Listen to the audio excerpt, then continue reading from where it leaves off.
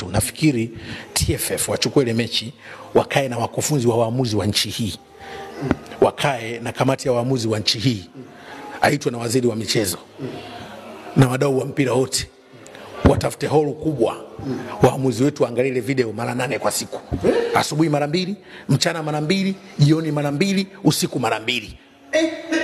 Mechi ya leo wafundishwe kuangalia asubuhi mara 2, mchana mara 2, usiku mara 2. Wafungiwe kwenye hall kuangalia ile mechi ya leo, namna muamuzi unavyotakiwa kuwa unachezesha kwa umakini. Mkanda na ruksi, kila eneo la tukio muamuzi yupo. Na sio yupo tu kama kawakilisha, yupo kutafsiri matukio.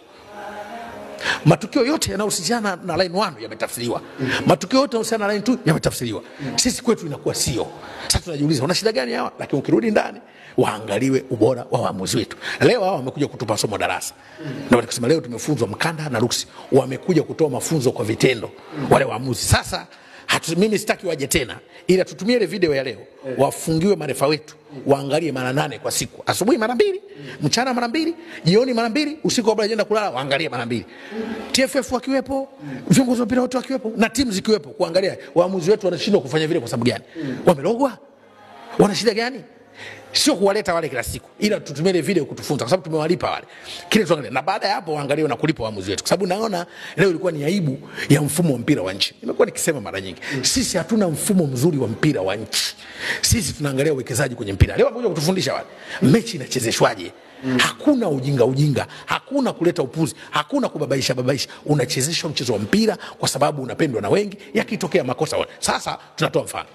Nchi waliotoka wametuchezesha wale ndio Misri. Wao wenzetu wanaleta waamuzi kutoka nje, sio kwamba wao hawana quality. Wanaleta waamuzi kutoka nje kwa sababu moja, kwao wanaogopa labda ule ushabiki kama kwetu wa Simba na Yanga. Lakini sio kwamba kwao hawana quality. Kwao ndio watu mwaleta. Yule mwamuzi mmoja akachezesha World Cup line 1, line 1 line 2, akachezesha World Cup. Huyu ashakuchezesha mechi hapa Yanga na Mamelodi hapa ya sare hapa nyumbani, ndio alipanga kuchezesha finali dhidi ya RS Berkane. Sasa nini nataka kusema kwamba waamuzi wale wametoa funzo, ila tusiwafanye sasa ndio kila siku tuwategemee. Wametoa funzo.